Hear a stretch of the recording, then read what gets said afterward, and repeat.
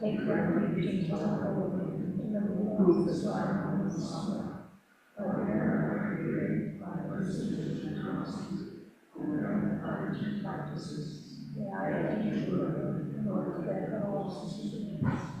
I take refuge in the Lord, in the Lord of the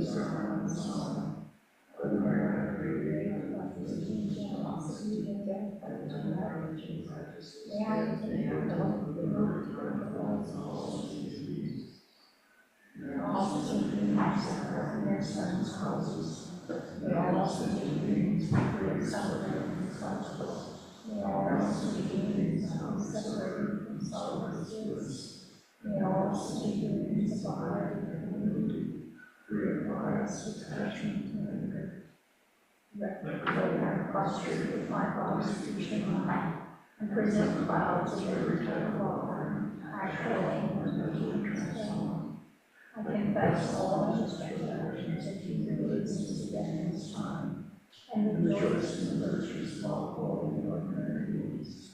Please give me to the light of these sins, and touch me from darkness and persecute. I dedicate all the virtues of myself and others to the great good of you. Jesus Christ,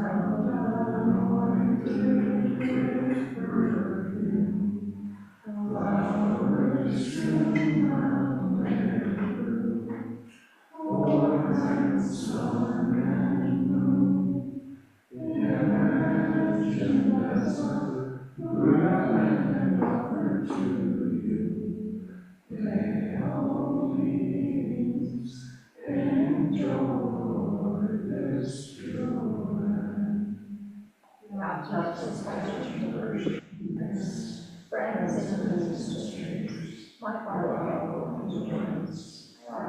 is lost.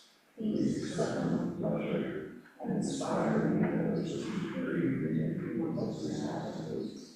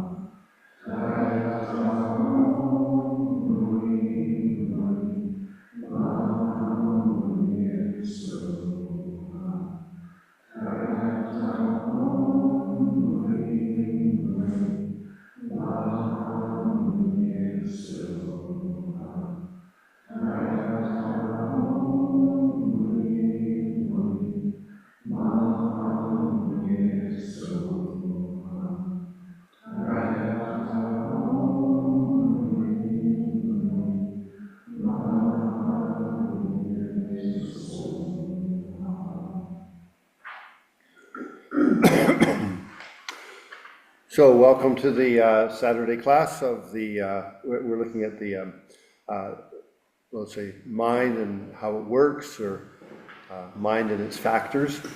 Now, if some of you have studied a little bit of that material, then I'm doing it a little differently because I wanted to make it practical. So, for example, yesterday I just identified, okay, how do you understand who you are sitting here, you know? So we have, your mind in your hand, you have your 5 sense doors, you have your sense of self and all your thoughts and feelings, it's the palm of the hand, and at the very base of the hand is your Buddha nature, your soul, the most profound nature, ultimate nature of yourself, okay? And then when you look at your hand, you can look at either the front or the back. So if you look at the palm of your hand, that's the knowing side of it. If you look at the back side of your head, that's the energy. So coarse energy, very subtle energy. And it's no different than sort of like electricity. Looking right now, if you're looking at me, that's a consciousness. That's like an energy, electricity. And then your ability to know what the object is and understand what I'm saying, that's the knowing side of the mind. And the ability to see and perceive is the energy side. We talked about that yesterday. So remember, this is from 2,500 years ago. So these are men and women who were sitting under trees or, in temples or whatever, meditating and trying to observe the nature of their mind. And why? Because they were trying to say, what's it all about?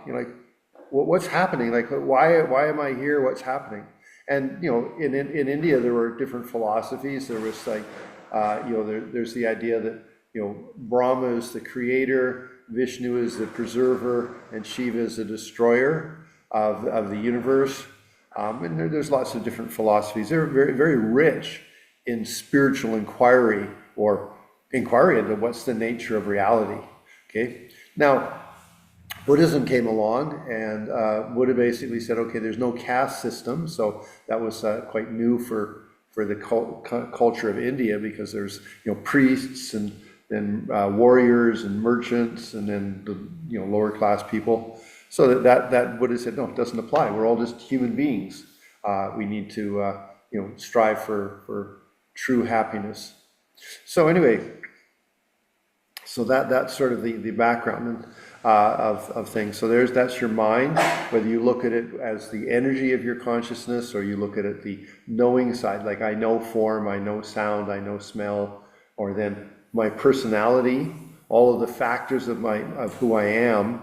Although it might sound strange, is to know yourself, but the thing is, you are a presentation of the things that you've experienced. And so you could say that, if you're not very conscious, you might not know yourself very well, and you get angry and upset and attached and everything without any filter. But if you slow down a little bit, pull your mind inside and develop, say self-awareness and such, you might start to understand some of the dynamics of who you are. Okay, now some of the fundamental sort of understandings about who we are, what's happening, you could say is that one, everything is always changing, and two is that if there's a change, it has causes and circumstances. So things are impermanent, and the word often used is karma, but it's basically causes and circumstances. So that's fundamental in Buddhism. Now we're talking about, okay, I'm in touch with myself, I've slowed down, I'm meditating, whatever, I'm looking in like, what's it all about?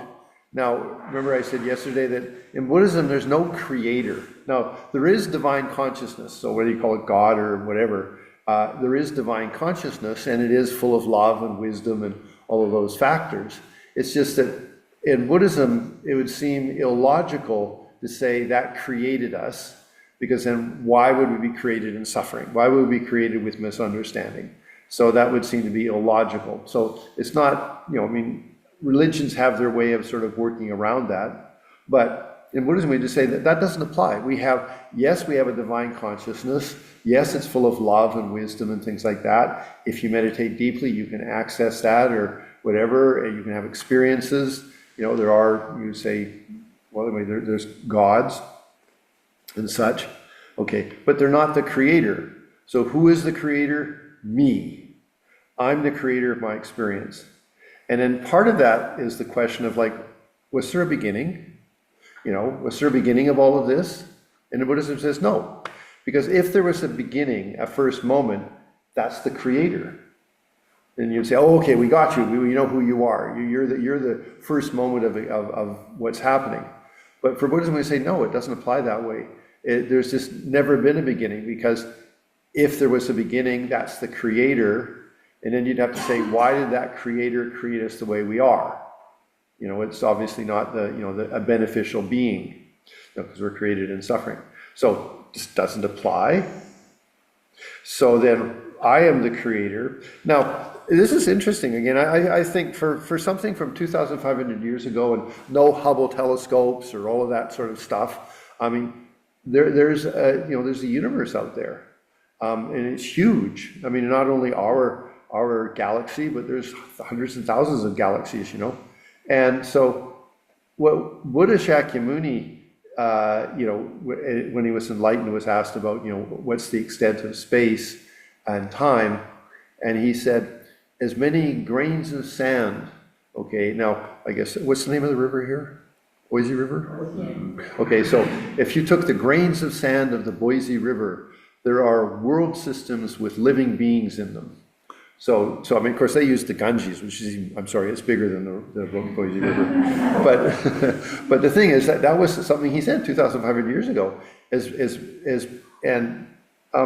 Actually, I was watching a YouTube channel the other day, and there was this astrophysicist, and I don't remember what his name is, but he's quite an interesting guy. He has sort of hair that just goes around with like a bowl cut on his forehead. A little bit interesting looking guy.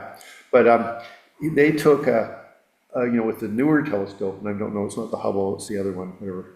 I can't remember the name of it. So, yeah. The James Webb. Yeah, and they took 1 square foot space, and then because this telescope is so powerful, they opened it up. And so in this program, it just said, well, you can see the bright lights. Well, that's stars in our galaxy, suns in our galaxy. But behind that, there was just this incredible number of little dots of light. And he said, that's other galaxies that are outside of our galaxy.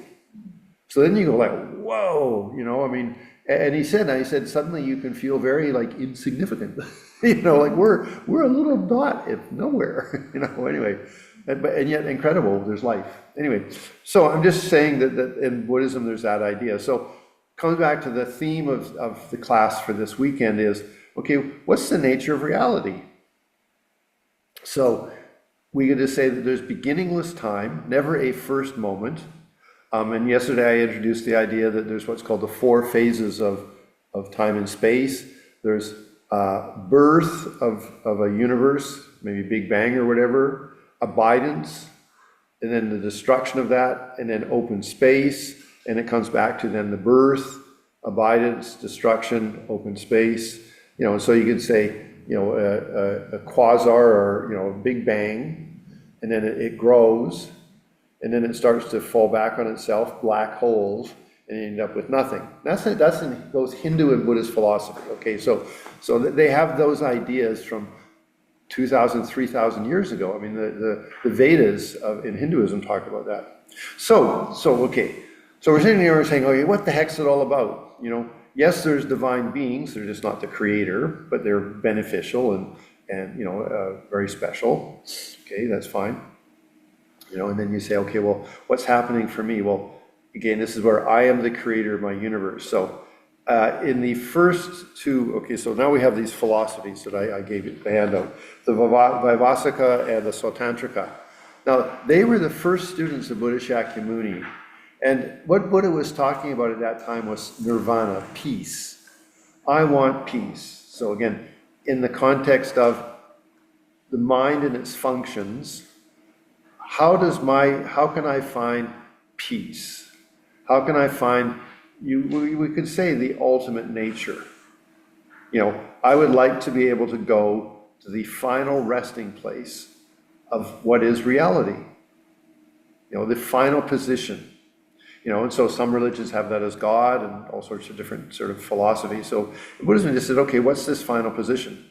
Well, for Buddhism, and even for these first 2 philosophies, okay, I am the creator, and so my consciousness is the creator of my experience. So they looked at it in two factors, physical universe and then my mental, emotional universe. So, and this is what I think is so interesting. All of you in this room know about atoms and molecules. We're sitting in a room full of oxygen and nitrogen, molecules and atoms or whatever it is, and that's how we're breathing, that's how we're alive, Well, back then, they understood that. So these first two philosophies said, okay, well, physically, I'm just a bunch of vibrating atoms and molecules. And the air around me is vibrating atoms and molecules, and the trees and the grass and everything is vibrating molecules, atoms and molecules, okay? And they did say that those were true, like atoms are the final nature of physical thing. That philosophy had that idea. So incredible, 2,500 years ago, they thought about atoms and molecules. Okay, now what's the mind? Well, they said my mind's like this sort of effervescent, bubbling things, like a tonic water or something, or champagne maybe, My mind is these little mind moments, okay? Now, if I have a misunderstanding about the nature of myself, okay, then I'm going to be perpetuating myself. However I understand, I create that sort of reality for myself, I collect karma or, do actions based on that understanding, and, and then I have cyclic existence, is what they say. Whereas these meditators said, okay, well, if I can start to understand the nature of reality, I can free myself. So they said, okay, as I sit here, it's all just vibrating molecules and atoms. It's always changing. Remember, that's the first point in Buddhism. Second point is it has a continuity of causes and circumstances, so it's okay. Those two are valid. That's true. But what's the final nature of my body sitting here? It's just this impermanent flow of causes and circumstances of vibrating atoms. Okay, that's fine. What's my mind? These little mind moments. But if I understand my little mind moments as being continually impermanent, and I don't believe that they are truly existent, like there is a substantial sense of myself which is sort of isolated and so, exaggerated, I don't believe in that anymore, then I just have this, state of bliss. Like, and it's a subtle state of consciousness for them even, So they actually had a commentary they had was this, that, when you're in meditation, they could go down to this very subtle level of consciousness, just little effervescent bubbles of consciousness energy, but they didn't create any sort of system around it. It was just sort of open, small mind moments. And within that, if you're a very good meditator, there was bliss, and they freed themselves. They didn't create some sense of substantiability or something substantial about their experience. I am just this flow of consciousness. I understand this. I am free. My body is free. Like, I don't exaggerate its existence as being independent and such. It's just a bunch of vibrating atoms in this universe of vibrating atoms. And then my sense of self is just little mind moments, which if I don't create some inappropriate idea about myself, my mind moments are free or liberated. And that is the ultimate nature. That's God. That's the ultimate nature, the final thing. So that's those first two philosophies, just in nice simple terms. Okay, now we then go to the Yogacarya, or what's called mind-only Yogacarya or Chittamantran philosophy. And this is where it got interesting, because this is about, the way you could look at it is, in the first 10 or 15 years of Buddha Shakyamuni teaching were the first two philosophies, Vaibhasika and Sautantrika. As time passed, Buddha started to teach about love and compassion, benefiting sentient beings. And he had talked about it prior to that, but he put more emphasis in that, and he talked about being bodhisattvas.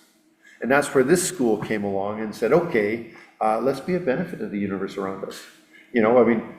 So the first two ideas of things are always changing and there is a continuity of causes and circumstances, those still apply to this Mahayana school. But they said, well, I'm in this universe, may I be of some benefit? May Buddha Shakyamuni cultivate himself over thousands of rebirths, according to the philosophy. So may I too. May I create myself in a very beneficial way. Okay. But they then had a deeper philosophy. Okay, so what did they say? Well, they said, I'm sitting here, what am I experiencing? Well, I'm only experiencing what I understand. I mean, like, if I look around this room and I don't know a lot, well, I'm cognizing floor and carpet and chairs and people. That much is for thing.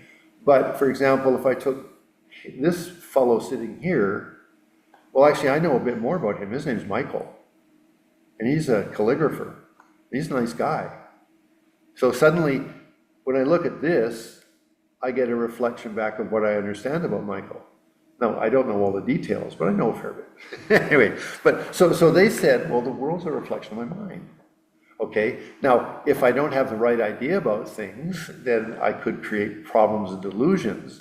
But if I do understand that Michael, and it's actually called as non-dual, my vision or experience of Michael is merely a reflection of my mind, and that is true. Okay, so if we look at the thing here, it says, so the Yogacarya school, there's two truths, okay, that's what, in all the philosophies. So one is relatively what's happening. The first two philosophies are, it's all just vibrating atoms and little mind moments. That's the way they understood relative. And in the ultimate, those things are not truly existent. They can't be isolated. There's just this flow of atoms and molecules, and there's this flow of mind moments. If you understand it, you are liberated. If you don't understand it, then your mind makes some sort of exaggerated idea about yourself, and then you create the causes of samsara.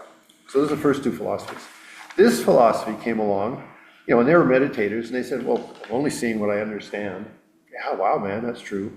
Now, I am the creator of that experience, so if I don't have the right understanding that this world's a reflection of my mind, I exaggerate the phenomena. But still, I only am experiencing what I understand. Enemy or friend or whatever. Okay, so wow. Then, what happened is the world came in their hands. They were the creator of their experience. It was incredibly powerful. It's not like, why is this happening to me? No, things are always changing, okay? If there's something happening to me inside or outside or whatever, okay, there's causes and circumstances. That's, valid. We believe in that, okay? But my mind touching any of those objects is only seeing what it understands. See, so it's quite interesting. Now, so they said, so in a little paper I gave it says, deluded projections. So, in a relative nature, just like what's happening around me, okay, if I don't understand things well, I isolate them, exaggerate them, externalize them, and I've lost control. Like I'm suffering, no good. So no, that is a deluded projection. So the first thing is, my mind, if it doesn't understand, it creates a deluded state of being, and then, an exaggerated false state of being, okay? So what is happening around me? Well, in this thing, it's called other-powered. Now, what they're trying to do is, they want to have control over their experience. So I'm only seeing a reflection of my mind, but what is happening? Well, all the phenomena that is arising around me, it's always changing, and it's got causes and circumstances. I don't want to exaggerate it. I don't want to overemphasize it. So it's all other-powered. So if we take this lady here, she was powered by mother and father. So when I look at her, I don't isolate her and say, she is exaggerated, this woman in front of me, beautiful and attractive, and she can hear me now finally. All those things. She was deaf a little while ago, okay? See, I know, that's how I know her, okay? But the thing is, no, she is powered by others. She was created by, so when I see her, my mind expands outwardly and says, mother and father, okay, then, she lives in Idaho, she eats potatoes, all of these things, she went to a certain school and got a certain education. All those things powered her. So what I do is I divest her of being self-existent, and I appreciate her as a phenomena powered by other things. So it means is that I don't exaggerate her. I totally appreciate her dynamics, you know, of the factors that sort of created her, you know, mom and dad, growing up, going to the school she went to, the experiences she's had emotionally and mentally, all of those things I can appreciate, but I don't exaggerate them, because each one of those then are other powered too. I mean, her mom and dad were powered by their moms and dads, and they were powered by their culture, maybe like World War II, or World War I, or I don't know, whatever else goes before that. You know, the thing is, so your mind sort of goes, whoo, everything, you know, you could say it's just a dance of atoms and molecules, but no, they said, no, all those phenomena, they all open up to having other dynamics and other phenomena. And so my mind can rest in all this other powered phenomena. That's point number 2. Point number 1 is, if I don't understand this, I'm going to exaggerate it. I'm going to forget that. But no, I understand this is just a reflection of my mind. I'm only seeing what I understand. And what I'm seeing is just other powered by other phenomena. And then finally, it's all non-dual, which means there's nothing outside of that. So the non-duality is actually really quite important. I mean, the best example I can give you is, for example, most religions have God and us. It's a duality. For Buddhism, there's a non-duality. If there's an ultimate state of being, we are part of that. It's not a dualistic position. So as a meditator, slowing down and getting in touch with myself, I can arrive at a non-dual experience, me in touch with myself. And anything that's arising is other powered, and anything that is arising is just a reflection of my mind, but I understand that, which liberates me. I am the creator of my experience. So then they sit in this meditation of that. Okay, I am non-dual, there's no duality. So this means is that if I was to say subject and object, in the final position, there's non-duality. Just use a oneness, or I don't know, it sounds a bit new agey, but you just sort of, I can stay in, my conscious experience can be one with the ultimate. I appreciate that if something is arising, it is powered by others, and those things are powered by others, and those things are powered by others. So nothing is exaggerated or isolated or overemphasized. And I'm only seeing and perceiving or experiencing what I understand. So I am the owner of my situation. And if I have the right understanding, I can rest in my non-duality. Again, this would be a subtle meditative experience where I am one with the ultimate nature of reality. I'm one with God, the Buddha, whatever you want to call it, you know, that ultimate state. And if I come a little bit, my meditation gets a little softer, I arrive back into this other powered universe, which is merely a reflection of my mind. And it never was outside of that, so that's why it's non-dual.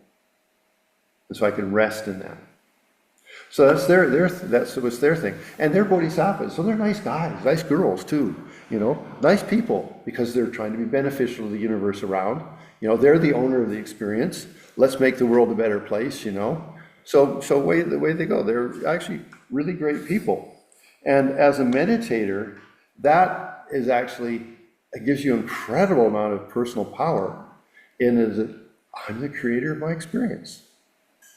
I can't blame it on somebody else. I can't say somebody else is responsible for how things are happening.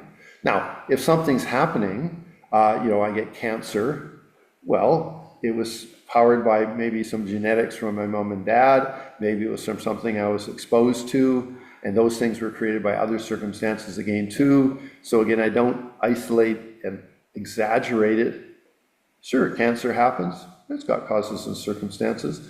I could put in new causes and circumstances. I could heal possibly, or, you know, back in India, the day of leprosy was very common. So the thing is, actually, the meditators did heal themselves from leprosy.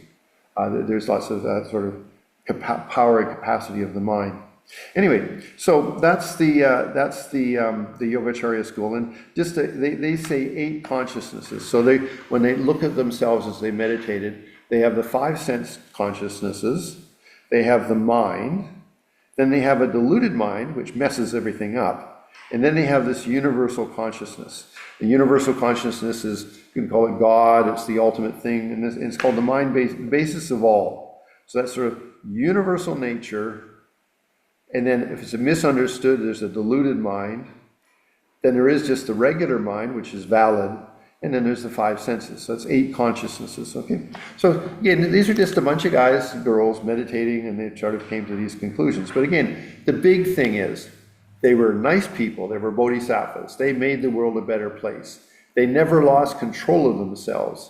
They never overemphasized any outside phenomena, because it was all just a reflection of their mind. So even if they saw somebody who was really rude and really difficult, they would say, well, okay, that person's other powered. In no way are they self-existent. There were factors and things that made them sort of really, a sad person, a suffering person, a deluded person, bad, just making suffering for everybody person. Okay, but still, I'm the owner of the experience, and I have compassion for them because they don't understand how to be happy and how to avoid the causes of suffering. So I never lose control of myself in seeing somebody. So there's a huge amount of power in that. You don't sort of say, why are you the way you are? Why do you make me miserable? Well, you make me miserable because I let you make me miserable. It's this sort of thing. So it's really interesting. So these men and women were really powerful meditators, okay? Now, again, we're talking about the mind and its functions. And so we're going through how to understand how things are happening, okay? But in this, the Yogacarya school, they did sort of end up saying, well, I am the ultimate. Like, my non-dual experience is real. And so the next philosophy just sort of said, you're exaggerating yourself. I'm sorry, don't do that, And there's this, it's called rungrik, or self-cognizing consciousness and stuff like that. I mean, there's different words for it. So they just said, I'm not so sure, let's review this again. So then we end up with the final philosophy, Madhyamika. Okay, so whether it is relative or it is ultimate. Relative is this universe with all of its, the energies and the things that are happening in it.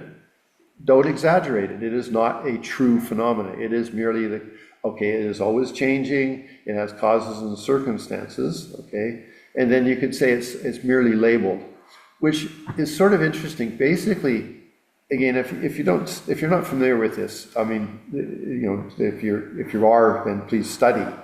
But it was called, the universe is merely labeled, which really just means it's a reflection of your mind. So they're actually very close to the mind-only school, the reflection of your mind. But they just said it's merely labeled. So you are the one that labels it and how you're experiencing it. So the phenomena are continually changing. If there's a change happening, that has causes and circumstances, okay? But it is merely labeled. So they don't try to overemphasize that I am the owner of the experience, okay? Because remember, see, in the Yogacarya school, I'm the creator of how I'm experiencing things. So they put quite a bit of emphasis on taking control of it, like I am the creator of my experience. In the Madhyamika, it just says, no, open up. Don't, yes, you are labeling things, but don't exaggerate them too much.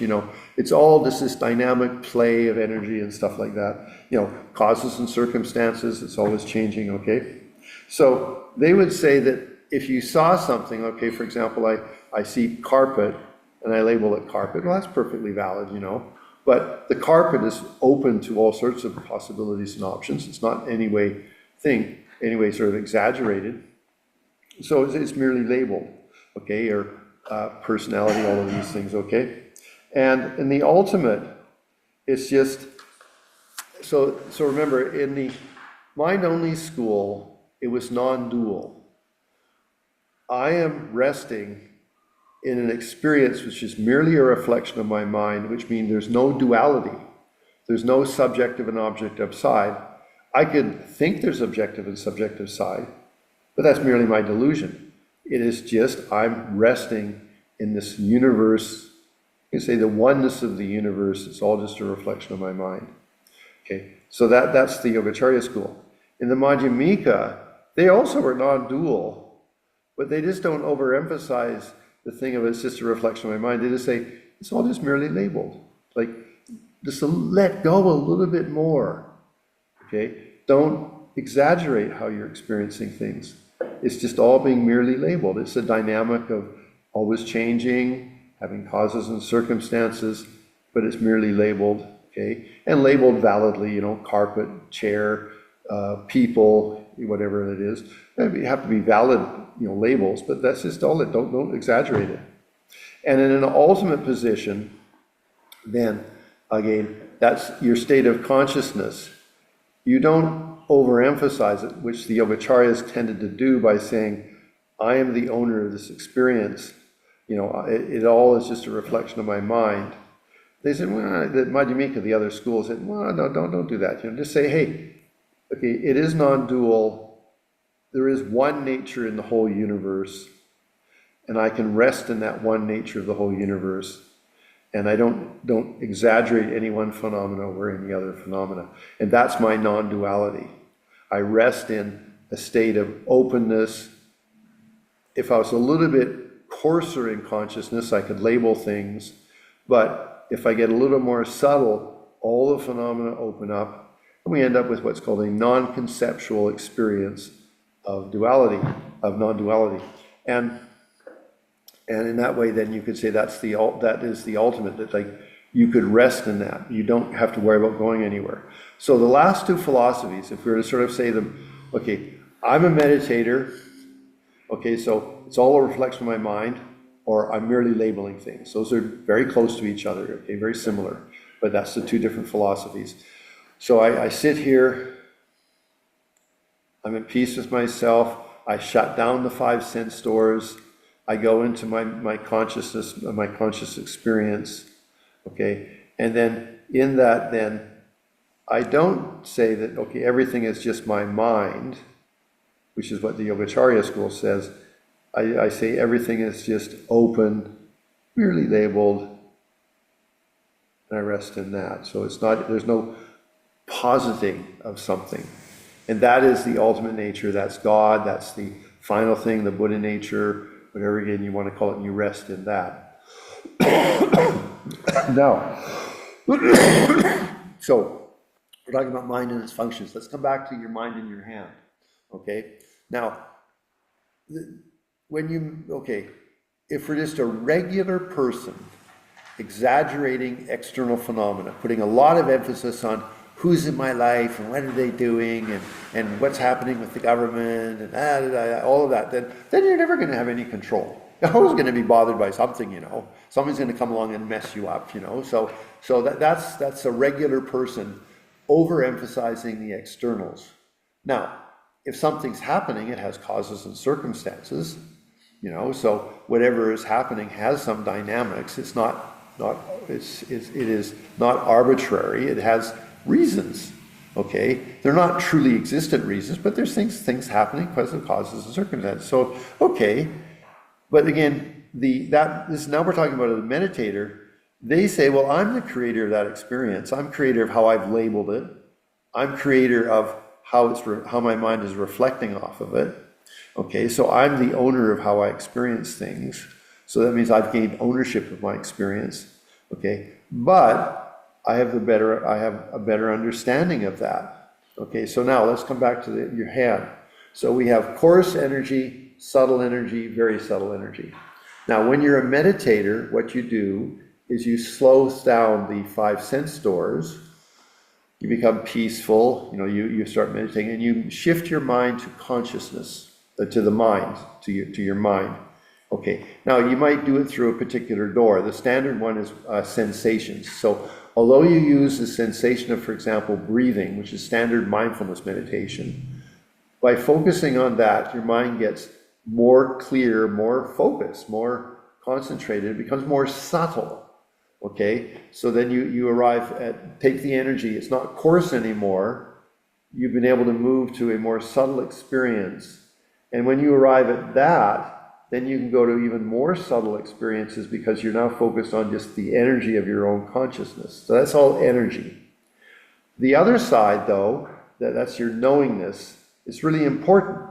So, for example, If you don't have much understanding, you think things are not impermanent, so you get upset.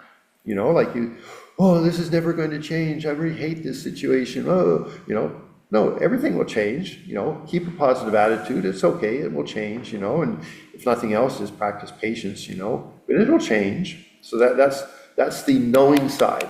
And that's really beneficial. You don't exaggerate something as being permanent. It will change. Okay. Take a breath. Okay, it's changed, you know. Then if something's happening, it has causes and circumstances. So, you know, whatever is happening in America right now, it has causes and circumstances. If something's happening with me, it's got causes and circumstances. If something's happening in my family, it's got causes and circumstances. But in this case, it's not like I am apathetic to it. No, I can create better causes and circumstances. Remember, this is a philosophy of life. How am I experiencing things? Okay, things are always changing. They have continuities of causes and circumstances, but I understand that and I can put in good causes and circumstances. Maybe it takes time, but I can still do it. So again, that's the side of knowing. I understand things a little better now. Things will change. If something not pleasant is happening, well, I can put in better causes and circumstances, you know. Maybe it takes time or whatever, but the thing is it can happen, so that's the thing. And then, again, with both of these philosophies, those last two, it's all interdependent. Nothing is self-existent. You know, and a very good way for us as Westerners to deal with that is just to say, okay, I'm sitting in this room. I'm not independent. You know, I'm sitting in this room, I'm surrounded by the atmosphere, the air quality of this room, the temperature of this room, the humidity of this room. You know, I mean, try to just sort of bring your consciousness into your body and then just feel your physical presence with the atmosphere around you. Maybe you can feel the cool air on your face, or maybe you can feel, I don't know, whatever it is, the thing. So you are immersed. Completely like a fish in water, you are immersed in this atmosphere. And then you take a breath and it penetrates you. Goes into the tissue of your lungs and transfers over to the blood, and then the oxygen goes through all the body and feeds the tissues and the organs. You know, and so physically, I'm sitting here as a completely interdependent phenomena. It's a little more profound than just saying causes and circumstances. That's very linear. In this case, I became sort of more holistic, right? Like homogenized milk. You know, like it's no longer cream and milk, it's all homogenized, okay? So I sit physically, okay? I am always changing. I know I'm always changing. I know that there's causes and circumstances if something's happening, but I can create new causes and circumstances, better causes and circumstances. And all of those phenomena are not self-existent. They are all interdependent. There's no like one factor which is stronger than any of the other factors. They're all equally interdependent. So it's a little bit of a deeper view of continuity of cause and circumstance, karma. It's all just this universal ocean of interdependence. But again, I'm a bodhisattva, may I be of benefit. So, and in your meditation again, or in your state of knowingness, remember we're talking about the palm of your hand, you now have this much more profound appreciation of reality. It's always changing, it has causes and circumstances, but it's all interdependent. And again, within all of that, I have a constructive attitude, a good attitude. I can make the world a better place, slowly, it doesn't happen quickly, okay? So I have that, so I have love and compassion, may I be of benefit, and things like that. And then the final sort of step, though, is that all those phenomena that I've now sort of cognized, they are all open, empty of any self-existence. There's nothing that's going to sort of say that they have to be doing exactly what they're doing. No, they have a continuity of cause and circumstance, but I could put new continuity of cause and circumstance. You know, make things a little different. Like, I think there's a hydrangeas, isn't it? Hydrangeas, is it if it's a plant, like if the soil is, you know better than me, if it's alkaline, the flowers are blue. If it's acidic, the flowers are red. Have I got right? Come on, Steve. White. Okay, but the point is, you see what I mean, is like, it's hydrangeas, yeah? I don't know, there's some plant that's got a big flower, ball of flower, okay? And like I say, depending on the acidity or alkaline quality of the soil, they take a different color. So there's not like, they have to be blue or they have to be red. Okay, now, again, some phenomena are pretty strong in their particular character, but even then, things can change. They could grow bigger because of maybe fertilizer, or grow less because there's not enough fertilizer, or not enough soil, or something like that. So the thing is, all the phenomena are not self-existent, existent unto themselves. They are all interdependent, open to possibilities and changes. So as a meditator, I sit here and my state of knowing says everything's changing. I stay peaceful because it will change. If something's happening, it's got causes and circumstances, okay, and I'm putting in better causes and circumstances because I'm intelligent, and it's all interdependent. And that interdependence means that all those phenomena are open to possibilities and options, and because they're all empty of any self-existence. So basically, I still rest in a positive perspective, and I just appreciate my knowingness understands, don't isolate any phenomena. It is merely labeled. It doesn't have any true existence. That's that final philosophy, okay? Now, so this is all just the mind and its factors, but we're working with ourselves to really try to understand the nature of reality, okay? Now, coming back to the energy, remember there's coarse energy, subtle energy, very subtle energy, okay? Coming on the side of knowing, if I don't understand things very well, I'm very external. This situation is horrible, it'll never change, I'm so angry. Or this situation is, whatever. So, no, I'm starting to understand things. It will change, I have a positive attitude. I'm putting better causes and circumstances into it. It's going to change.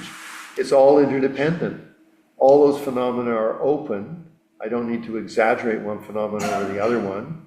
It's all just that the nature is all interdependent because they're all open, empty of any self-existence. Now with that understanding, then you can go with meditation to a very subtle level because you're not exaggerating anything.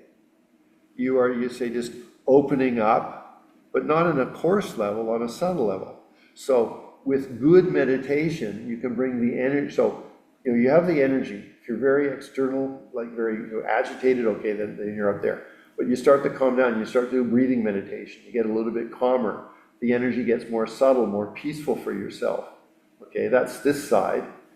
And you understand things. Things are always changing. Things have continuity, cause, and circumstance. It's all interdependent. All these phenomena are open. They're just merely labeled. None of them are self-existent.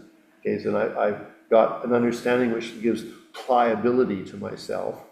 And if I continue to meditate very well, I can come down to this very subtle level of consciousness, the base of my hand, and the understanding doesn't get in the way. I can arrive at that there's just this universal openness. It's the final nature of reality. Okay, so just for fun, okay, let's flip over to quantum mechanics just quickly. So remember that they say, okay, what is light? It's a bunch of beams, there's a bunch of particles, or it's a wavelength. And what they came up with was, well, we don't know what the heck it is. Because, if we look at it one way, it's a wavelength. And if we look at another way, there's little particles of light that are going boom, boom, boom, like shooting like little bullets out of a gun or something like that. So then they're going like, well, what the hell is light? We don't know. Well, then you come back and say, that's perfectly okay. Depends on your perspective. There's no problem. Be open-minded. Okay? It doesn't mean that things don't have a continuity. It doesn't mean things that are arbitrary or non-existent. Just be open. Empty of any self-existence. So that's the nature of the mind understanding properly. Or in meditation it's called Mahamudra or all sorts of different names. But the point is that it's being able to become subtle with your meditation down to a very subtle level, to bring your understanding to open it up and understand it properly, to come down to a very subtle level without a problem. Like, my sense of self is a dynamic, interdependent phenomena. It's not truly existent. That doesn't mean I don't exist. Yes, I have my personality, I'm labeled a certain name and this and that, but it's all just a dynamic. And finally, it's all open to possibilities and options, but it's just, so I can rest in the ultimate nature or non-dual experience. Nothing is exaggerated, nothing's overemphasized. Okay, and so that's where, one way to look at it is this, is like, let's say you're facing death and you're thinking, I really don't know what it's going to be like. Okay, now if you have a faith tradition, and we have that in Buddhism too, like you're going to be met by Jesus Christ on the other side, that's perfectly great, it's wonderful. I like that, as I walk through the valley of death, will you be with me, etc. I mean, it's nice, a nice sensation. In our tradition, we'd say maybe it's the guru, or maybe it's Buddha Amitabha or something. There's all sorts of Buddhas which will help us as we go through the process of death. But that's the side of faith. So as I'm sitting there looking at death, and I'm saying I'm really uncomfortable with this, I'm going to die, I don't like this, okay, but the thing is, okay, I have faith, Jesus Christ, Santa Maria, Mexico, Guadalupe, whatever, I have Buddha, Amitabha Buddha, or the Dakadakinis or whatever, okay, so that gives me some confidence that I'm going to meet with them. But again, for Buddhism, I'm dying, I'm going to go back to the ultimate nature of reality. Okay, so this is Buddhist point of view though. So if I have the right understanding, I don't need to be worried about anything because my mind will arrive to the ultimate nature. Because in the process of death, the 5 sense doors cease functioning because my body dies. My sense of self, is going to, like the dynamics of who I am, being brought up in Boise, Idaho, having a certain education, now it's in the 21st century, whatever, all those sorts of details. They're all impermanent, they're always changing, so I don't overemphasize them, okay? So it says, okay, and so then as the mind lets go of those various phenomena because they're not truly existent, I can arrive at this one state of non-duality, whether it's God, the Buddha, ultimate nature, I can rest in that. And so I don't have any fear. I can feel supported by Buddha, Jesus Christ, Santa Maria, whatever, as I go towards that experience. But when I do finally let go of those sorts of factors that give me support, and in Buddhism we call it, you arrive at clear light. It's a state of bliss, it's a state of love, it's just the state of consciousness on a very subtle level, and I can rest in that, and there's nowhere else to go. That's the big one. This is the ultimate position. You don't need to think I have to go somewhere, maybe there's something else or whatever. No. Your mind has the clarity of, I am arriving at a non-dual experience, there's nowhere else to go, everything's just perfect, it's okay. I rest in that. And that could be your enlightenment or whatever. Okay, so this, I'm trying to give you some idea of mind and its functions. And so we had 2 things. One is how to identify the mind, there's your hand. Secondly, we have philosophies. So the 2 first philosophies are a little bit nihilistic. It's sort of everything will cease, which is in some way a little bit valid, but it's a little bit emphasis on the negative side, that everything is just a play of atoms and molecules and mind moments in it, and if I understand that, I free myself. With the Madhyamika philosophies, yeah, okay, my mind is the creator of my experience, this is just a reflection of my mind, or this is all just merely labeled by my mind, but it's all open, it's a dynamic, it's interdependent, things like that. So Madhyamika has that, but then they say, but I'd like to be beneficial. The example would be is, hey, I had a mom and dad. May I be slightly beneficial for them, at least in some way that's most appropriate? Or with, for example, Idaho, thank you to Idaho, thank you to the potatoes, thank you to all of those things. May I, in some way, be a little beneficial to that? Or to the people of the city. I understand we're all interdependent. May I try to make the people that I interact with more happy and more positive? Stuff like that. And if there's a bad situation, well, I know it's impermanent. I can put in new causes and circumstances. I know that will work because it is interdependent. It will affect the world around me. I feel good. So this is Bodhisattva attitude, is that. Okay, so that's the first steps that I wanted to touch on, which is your mind, and then the philosophies about how you understand your mind. Okay, that's the two parts that I covered for this morning, or last night and this morning. Okay, now just let's open it to questions and commentaries. Yes. So, I'm finding the differences between Madhyamika and mind-only school really slippery. And can you again go through the distinction between those two? Okay, actually, you're right, I didn't touch on it too much. So, the Yogacarya school, mind-only school, or Chittamancham, they look at all phenomena as being other-powered. So if I look at you in that philosophical view, I see you, but my mind expands out to, well, you have a mom and a dad, and you had a nice breakfast this morning, and you had a certain education, and you lived in Hawaii for a little while, and all those things, isn't it? So I have that you of this moment are powered by those things, okay? That's their thing. In the Madhyamika philosophy, they don't use that word. They just say you're interdependent.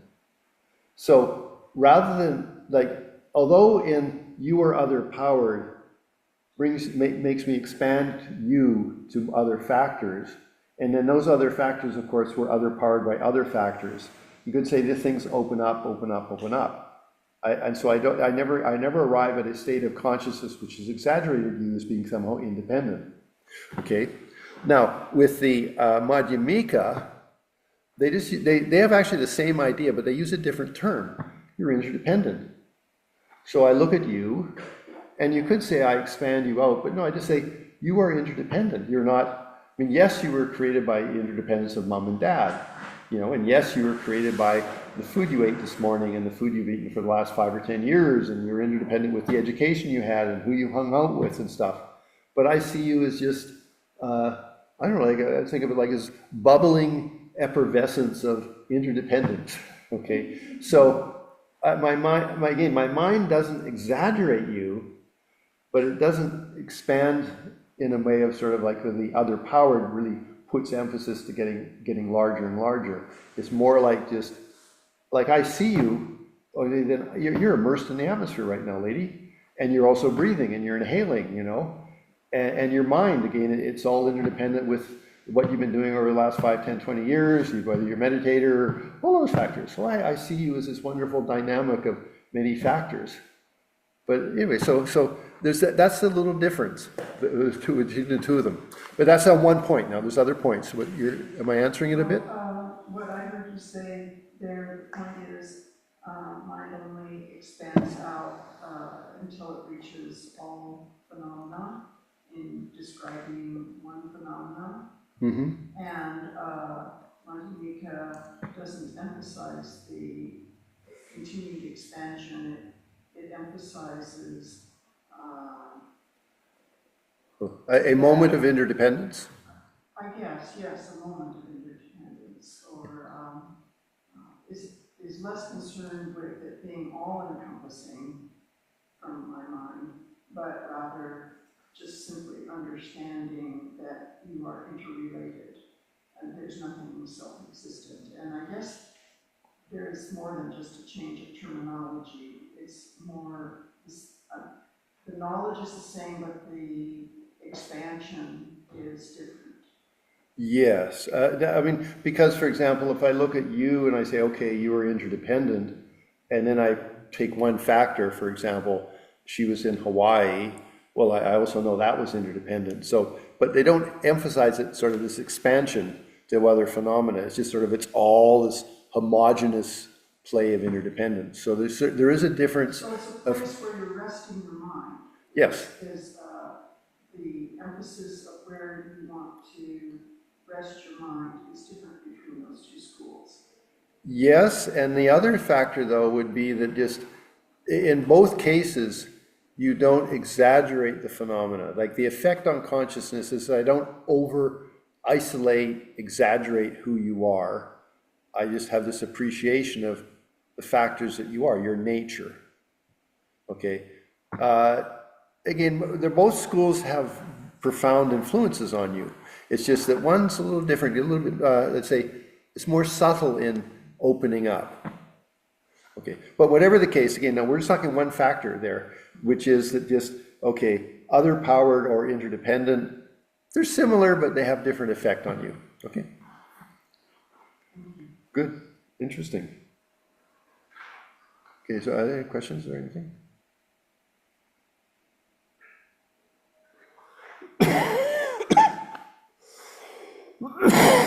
Excuse me. Okay, actually, for thing, so diluted projections. So if we go back to the difference between Yogacarya and Madhyamika, the diluted projections in the Yogacarya or the mind-only school is that things are external to me, and that so they say that is a delusion. You're only seeing what you understand. So that's how they sort of really sort of try to grab what they want, okay? In the Madhyamika, they have a little bit different. They say it's all just labeled, you're just labeling stuff. So they don't put too much emphasis to the fact that it's a reflection of your mind. But if you think about it, I mean, labeling something is just a reflection of your mind. But the thing is, it's a little different effect on you. So they do say that for people that are meditators, the Yogacarya school is a little more powerful for a meditator because you really are the owner of the situation. Whereas in the Madhyamika, it's more like it's all this open, and you can say you're dancing within that. And you don't exaggerate anything because everything is just merely labeled a play of interdependence, things like that. So you have to be a bit more, let's say, create an image for yourself that sort of that would work. Again, the Yogacarya is very powerful because I'm married, and so in my marriage and my experience of my wife, it's just how I'm looking at her. That's the situation. That gives me a lot of my self-control. It's not like you're bad. No, I'm having some trouble appreciating what you're doing. Okay, so that Yogacarya school gives you a lot of power. Okay, Madhyamika would be, okay, you have a bunch of interdependent dynamics for what's going on for you right now. I have a bunch of interdependent dynamics for what's going on for me right now. Okay, how I'm labeling them, to some extent, is the way that I'm seeing it, so it is a reflection of my mind, but we just say it's labeled. It's just lightly labeled, like, okay, you're upset, I didn't clean the dishes well enough. So, but the thing is, it's labeling, so a little lighter. So I sort of like Madhyamika would support bodhicitta more easily than mind-only school. Is that correct? A little bit, yes, but the thing is, that's where in the Yogacarya school, you are the owner of your experience, and we're going to talk about this in the afternoon, about reasons for why we would have love and compassion. Okay, so they would have, the Yogacarya school would say, well, I'm the creator of this experience. You like to be happy just as much as I like to be happy, but I understand it's all just my mind. But the thing is, we both I would like to be more beneficial. So they have love and compassion, just a little bit different way of doing it. Whereas in the Madhyamika, we're all interdependent. We're all in this universal ocean of interdependence. May I be beneficial? So they both have love and compassion. Just the Yogacarya would put a little bit more of, I am the creator of this experience. I want to be beneficial as much as I benefit myself. I'd like to benefit others. I'm going to do some good stuff. I'm going to be a nice person. Okay. In the Madhyamika, it would be, as we're all in this universal ocean of interdependence, may I be beneficial. You have to meditate on it a little bit, but it's good. Yeah. In the Yogacarya, would you develop understanding more so than in the school? Understanding of karma, understanding Well, yes and no. Again, it comes back to the Yogacarya school really gives you a clear ownership of a situation. And if you then apply to that a lot of intelligence, you might understand the situation very well. So you could say you being the owner of that experience, because it's a reflection of your mind, then have a better ability, just like a deeper sense of like what could be done. So that'd be like, the reflection for your mind is vast and incredible, because you're a Buddha or you're a Bodhisattva, you've got lots of quality, okay? In the Madhyamika philosophy, there would be just, I understand a lot of the dynamics that are influencing you and things. But again, in both cases, you could say how much intelligence is being applied to how you're experiencing things. So if the world's a reflection of my mind, but I've got lots of intelligence, I'd have a pretty good ability to deal with situations. If I'm in this universal ocean of interdependence, but I have a lot of intelligence, I have, again, an ability to work with the situations. So they're both pretty good, you know. But I still, I mean, I think for me, and I mean, I'm a lay person and I live in a relationship and all of those things. I'm the creator of my experience. That's so beneficial. Now, if I can similarly though say, I'm in the house, this house I'm interdependent with, my pet dogs in the house I'm interdependent with, my wife I'm interdependent with, may I be beneficial? So, you know, both things work. It's just that if I'm starting to get upset, I can say, okay, it's just me. You know, I'm not dealing with this very well. Okay, so anyway. Yeah. So is there any difference in the understanding of karma within those systems? I mean, does it? No, I mean, karma is the continuity of causes and circumstances. But no, in one way, well, they would have to come back to that, although in the Yogacharya school, everything is a reflection of my mind, but it is all other power. That's karma. The things are powered by other phenomena, this and that and other phenomena. So I expand, I can expand it out like that. So that's that appreciation of karma. In the Madhyamika, it would be like this phenomena in front of me, and I can maybe label the various components of that phenomena that's in front of me. Then that again is interdependent. It's good to maybe meditate quite a bit in one of the philosophies, and then when you get a really good feeling for it, then shift over to the other one and sort of use their terminology. Terminology is important, you know, it does play a role in how we understand. So I'll give you an example. Let's see what time it is. that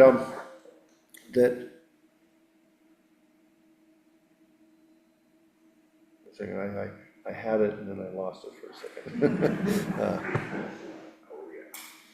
It'll come to me in a second, okay?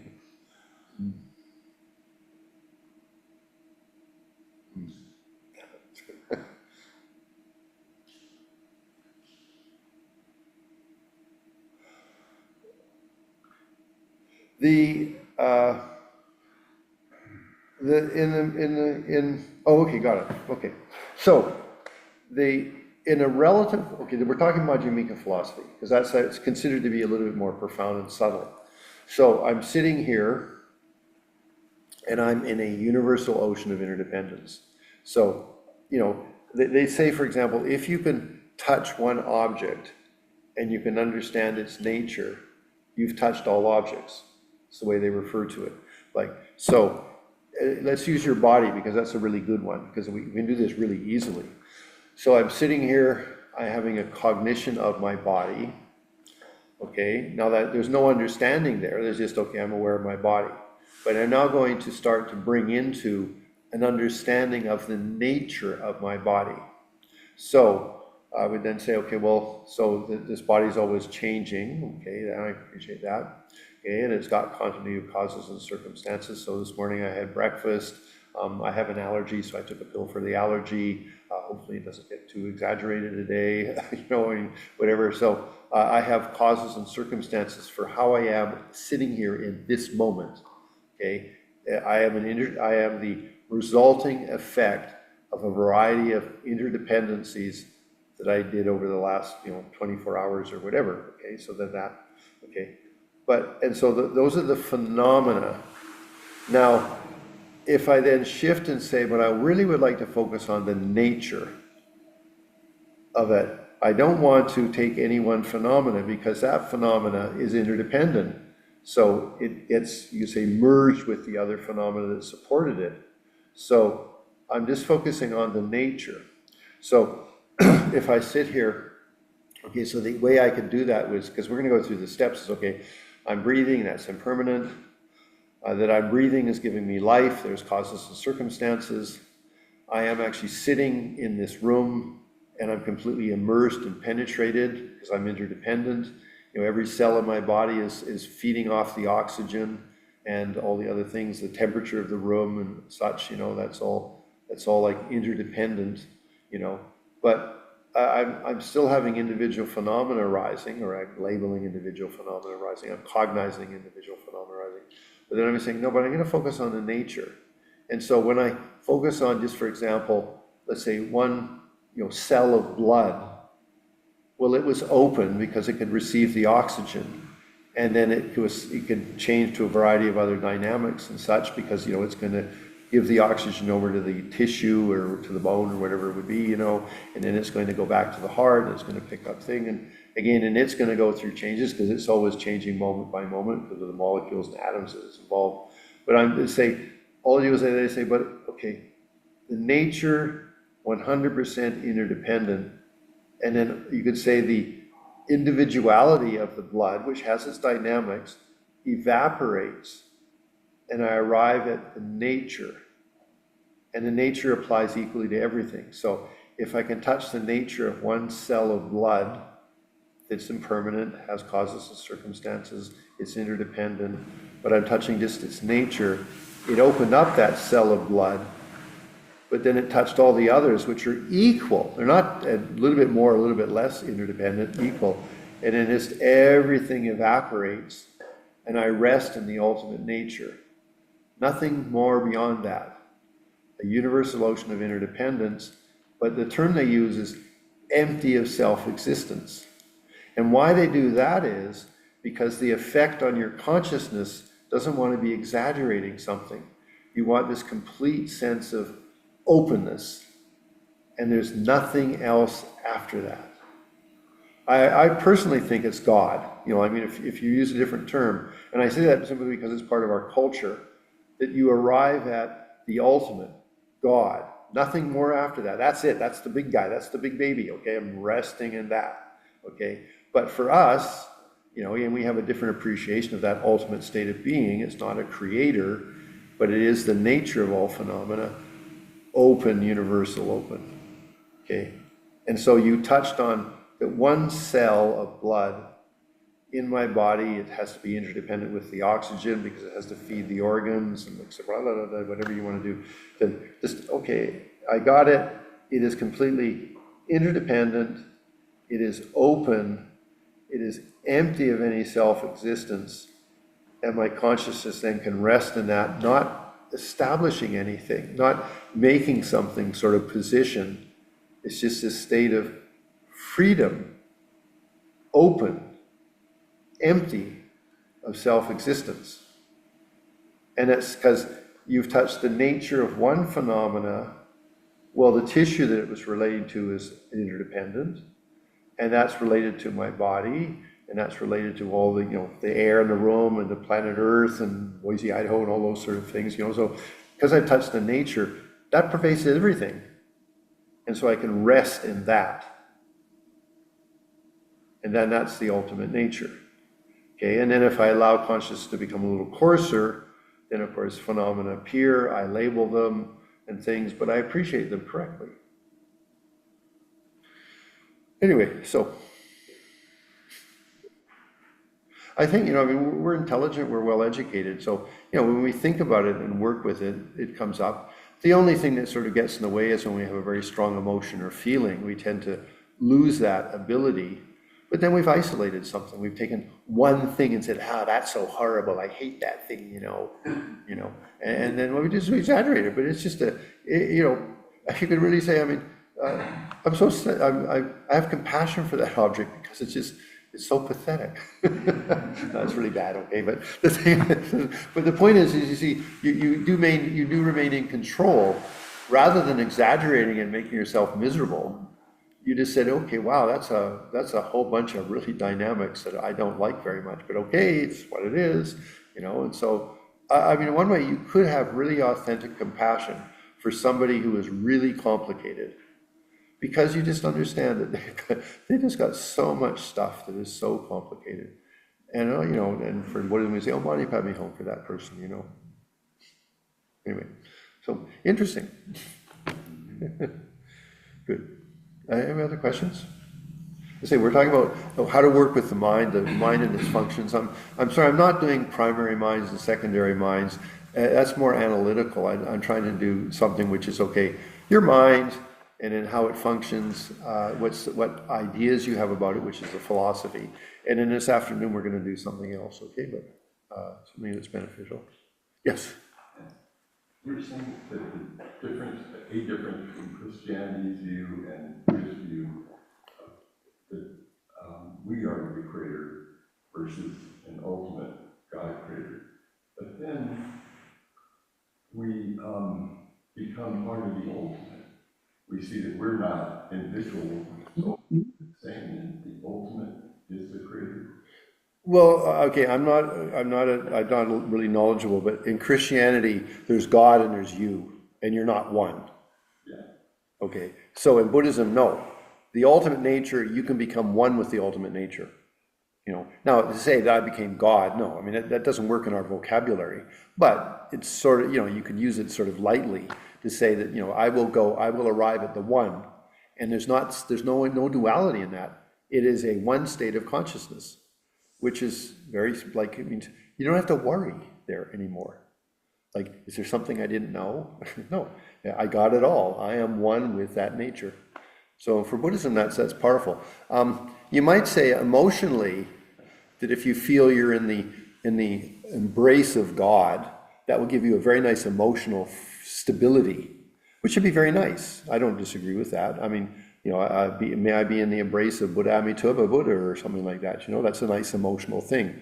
But from the side of, you might say, understanding, we have to, for Buddhism, we would then dissolve that duality and say, like, I can access that ultimate nature.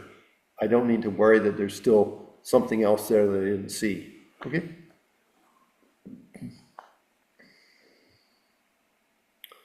In Mexico, we went to a Benedictine monastery, and we did retreats there for about 4 or 5 years with the Benedictine monks, and they loved us because they said we held silence really well, because they hold silence. They're quite a strict thing.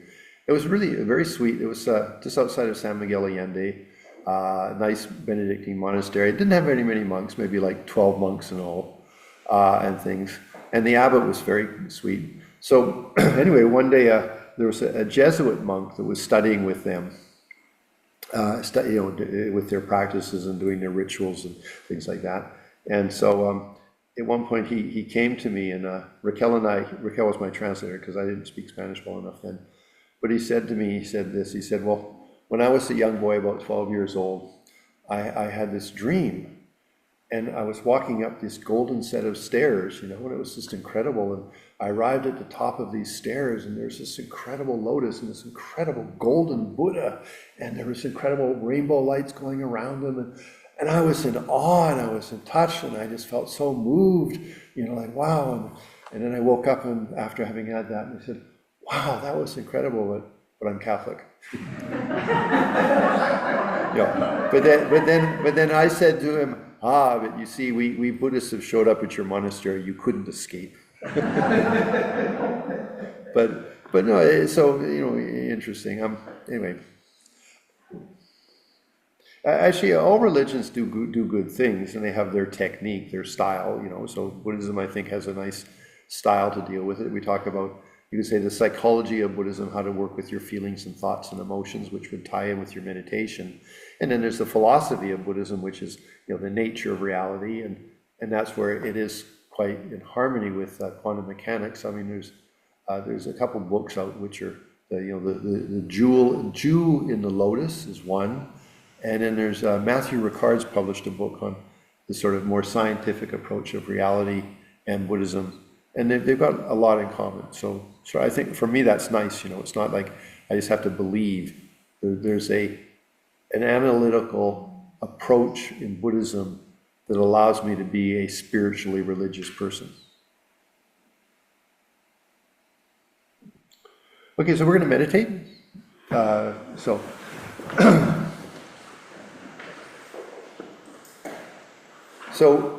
We've covered two things. We covered the mind, and that's the mind in your hand. And then we covered the philosophy, that's the understanding of that, of your mind. That's the last two classes. So we're going to first, just with my mind, that is my mind in my hand idea, take a comfortable posture. Sitting in a chair is just fine, or if you want, sit cross-legged as you wish, whatever, it doesn't really matter. So you take one big breath. It just helps you drop emotions and feelings that maybe you brought to that moment.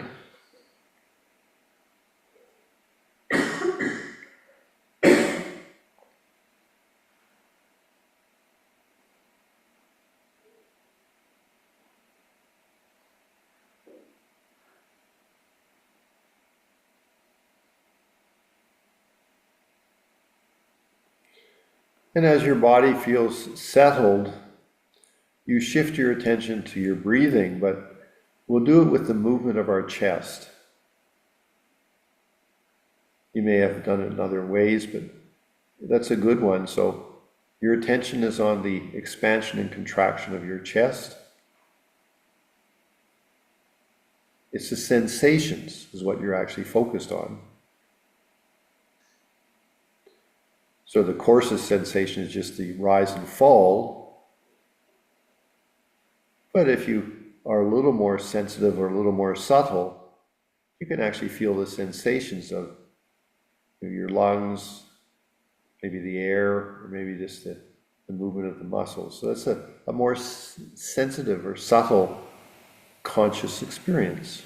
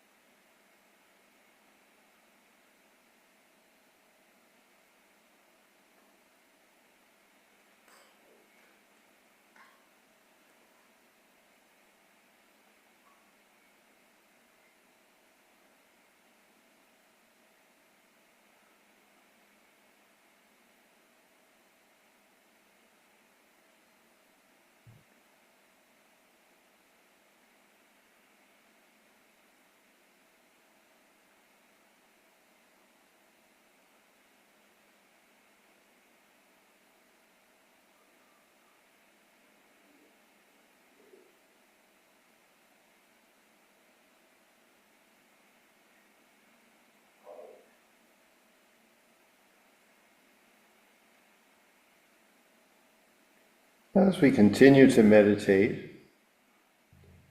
you're focused on the sensations in your chest, whether it's the movement of the muscles or whatever. Then you can stop worrying your inhalation, exhalation, although that's beneficial to slow us down a little bit. Just shift over to whatever the sensation is, whether it's an inhalation or exhalation.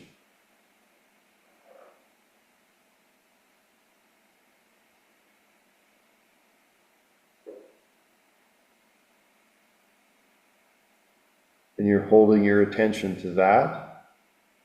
as best as you can.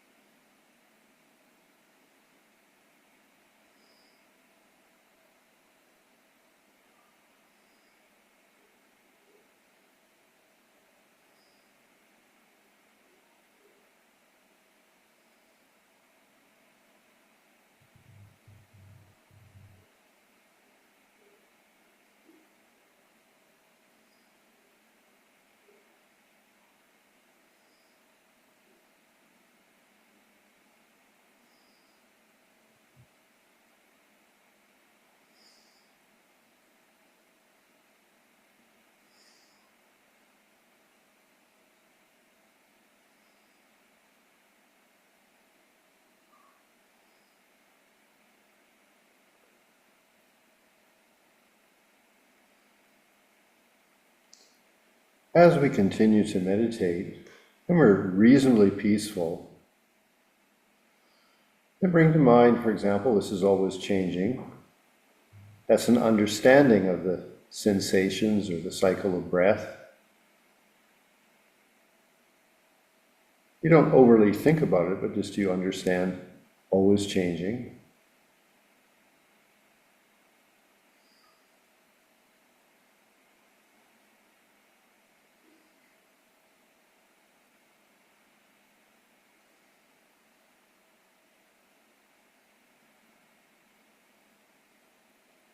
And you certainly can understand the physicality of an inhalation and an exhalation gives your body life. So it's causes and circumstances. Again, you don't overly think about it, but you have that understanding. You can say, just as when you see a flame, you know it's hot. You don't have to think about it, you just know. So as you sit in your meditation, you just know that things always change, that if something's happening, it has a set of causes and circumstances.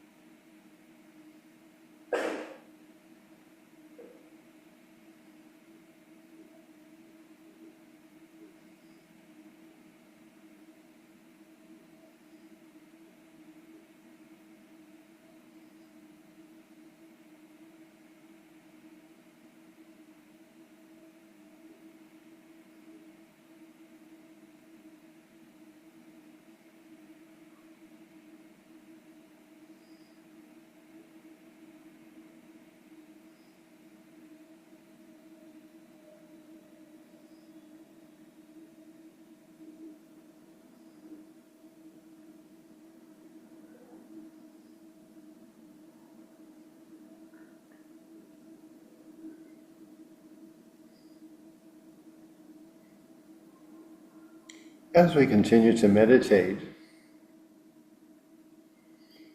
bring to mind that I'm immersed in this atmosphere. Yes, it's always changing. Yes, it has causes and circumstances. But I physically am immersed in it. And with each breath, I am penetrated.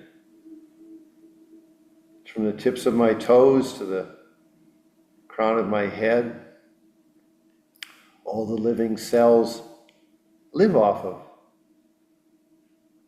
the oxygen that I breathe. I am physically 100% immersed, penetrated, interdependent. Continue with your breathing meditation with that appreciation.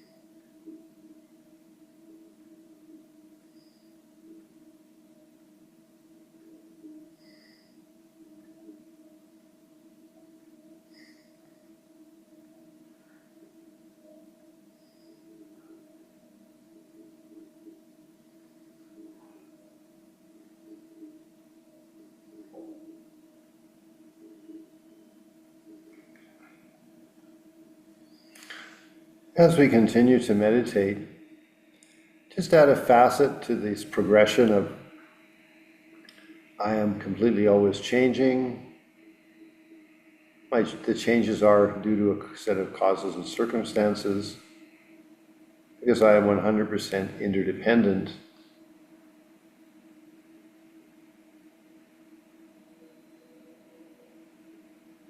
And now add some sort of expression of that to say, because I'm interdependent with this universe around me, may I be of benefit.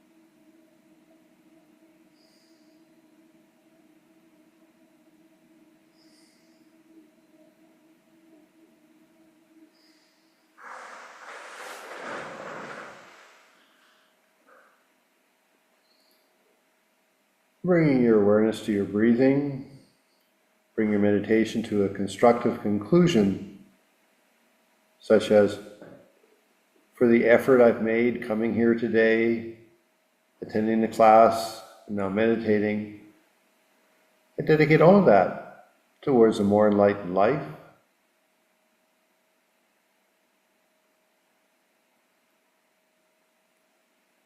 And I offer that for the benefit of all.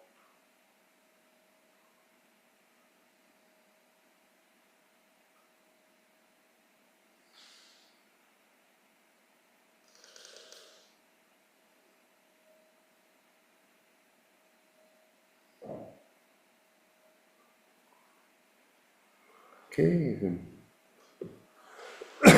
So in the last 15 minutes, I'd like to open it to questions or commentaries, whatever you feel you'd like to offer, ask. Yes. So, I have my own way of looking at the difference between Mani Yoga and Yoga Charm. And I don't know if it's good or not. But, so,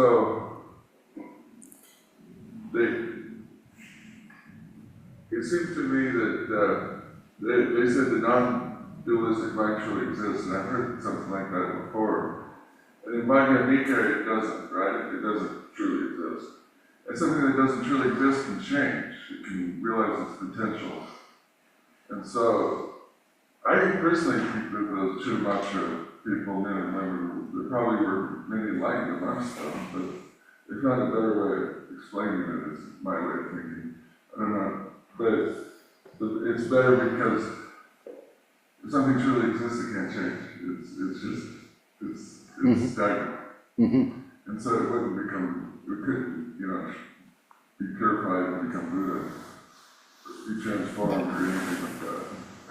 Yeah, they would have their way of defining that it truly exists. But, and so I'm not up on that to be able to answer that perfectly right now, but I believe what for the Yogacharya school, when they say that well, that's right, I said earlier that they put a little bit emphasis to that, yes, you really are there as the meditator. And whether it's called your Runrik, your self-cognizing consciousness or whatever, and that's sort of a bit of a security to sort of saying I'm wide open, and that's pretty scary. So maybe it's taken in that way for people that have a bit of being nervous about being sort of totally vulnerable is not comfortable.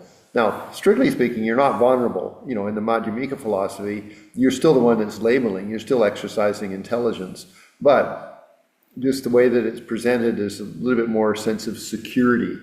So, but, it is, I guess the thing that's more important in the Yogacharya school is this understanding of non-duality, that there is no subject and object. There's just you perceiving your mind, and if you don't understand things correctly, then you have the seventh consciousness, which is the misunderstanding, the deluded phenomena.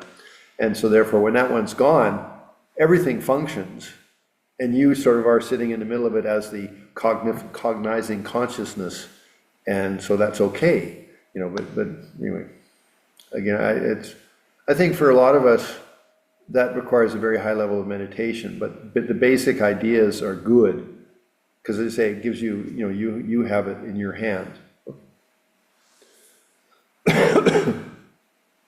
I mean, it's, the objective is, what's the final way that everything works? And it's like, I want that. I want to know where it is, where I'm going to go with myself when I die, so to speak. So it's a really actually interesting question. So that these different schools try to have these ideas. So remember I said yesterday that the Swatantrika and Vaivasika say it's like when the candle burns down and the wax is all gone, what direction does the flame go? Does it go north, south, east, or west? So it said, when you are a meditator, from that idea, when the causes for your existence, like you being alive, sitting there, or whatever, are exhausted, where does your mind go? And so they would just say it goes to the ultimate nature. It doesn't continue, because that would be then the continuation of samsara, misunderstanding. So anyway, it's interesting. As you get older, I think the question becomes more pertinent. Because you are sort of facing your death, and so what is my consciousness going to do? How do I work with my consciousness? How do I handle things? Interesting. Other questions, commentaries? Yeah. For me, I have a sort of an active mind that kind of spins concepts out of all kinds of things and sends me off in useless directions, but sometimes useful directions. But there's a quote, Sakya Pandita, I think, samsara is conceptual thinking, something like very close to that. Mm-hmm. So my question about all this philosophizing is,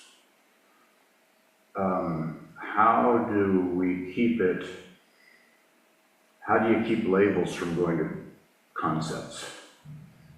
And when is one useful and the other useful? The other word that comes up for me here is suchness. And then with suchness, there's awareness. So my idea of my meditational life is to try to be, to have the concepts in context with, let's say, what is actual and what is real, or what is such in the term of suchness. Mm-hmm. And I guess I found the pouring through the minutiae of the difference between these philosophical schools, it wasn't catching my interest. I mean, it is interesting, but to me, for me, at this point of facing life and death, what's more interesting is what is like unmediated reality. It seems like these philosophical schools, they probably, my guess is they started with someone's actual meditational experience, which I take to be something that's like real and like useful in life. And then as we think about them and talk about them and try to teach them to other people, it has a strong tendency to go off in the direction of a concept of the farther the concept, the more the reality of the concept develops itself, the farther it gets away from describing, or as I heard the word labeling, then for me, my experience is it kind of takes me away from feeling my chest expanding and contracting with the breath. Okay, I'd say I can comment about that in a little bit to say that, I mean, yes, in one way, if you study the philosophical schools, they have all sorts of strange questions, like does time exist? Does the past, present, and future exist? And such, and they analyze these things, trying to talk about them from the point of view of like, what is reality? And I think sometimes that these meditators just had a little bit too much free time, and they started to do this, like to delve into these questions, and so there's like, it's like, okay, well, you know, I think you're losing the point. But okay, so that's just a personal thought about it, you know, like overthinking it. You can't say conceptuality plays a role, but it's not the ultimate experience. So therefore, having some conceptuality sets up a framework for you to be able to have an experience and then to understand it or to relate to it or whatever. So, but the actual experience isn't conceptual. The conceptuality is more a framework around it or a label on it, but the actual experience isn't that, because you know, I mean, a state of enlightenment is non-conceptual. Like we say that, you know, and so therefore, conceptuality is just like you say, it's labeling and understanding and things like that. Well, no, the labels are appropriate for the thing it's describing, would be the correct way to have the conceptuality. But the real experience isn't to be found in that, but it sets you up towards it. Lama Yeshe had a little example. He just said, if you have a pair of glasses, when we really don't understand things very well, it's like the glass is really thick. And so it does give you the ability to maybe see things a bit, but it's not the best. So, but as you practice, the glass gets thinner and thinner. Okay, and so finally then, it's like you're still seeing it, you're seeing reality conceptually because it still goes through the lens, but the lens really isn't got a lot of elaboration, like really thick glass. Okay, and then he said when you finally get it, it's like you lift the glasses up and you can see directly. That's called the path of seeing. So if we look at the 5 paths which are presented in Buddhism, the path of preparation or path of accumulation is sort of getting your act together. The path of preparation is you're now a meditator and you're getting pretty good at it, and you're getting, well, they call it getting hot, like that's the way they refer to it. And so you have this sort of warming in the path of preparation, you're warming up, and then you have sort of a peak experience, and that's where then it's like the peak experience is you lift the glasses up and you see reality directly. And at that moment, then you have the path of seeing, which lasts for 1 millisecond. But the thing is, having had it, now you have the experience. So you then continue with your meditations, but you are actually much more, you're not going through the lens of your conceptuality. So coming to that, using that as an example, a path of accumulation is getting your act together, being positive, having all of the virtues and ethics and whatever else you want to do. It's a very conceptual thing, but the thing is you are accumulating an energy.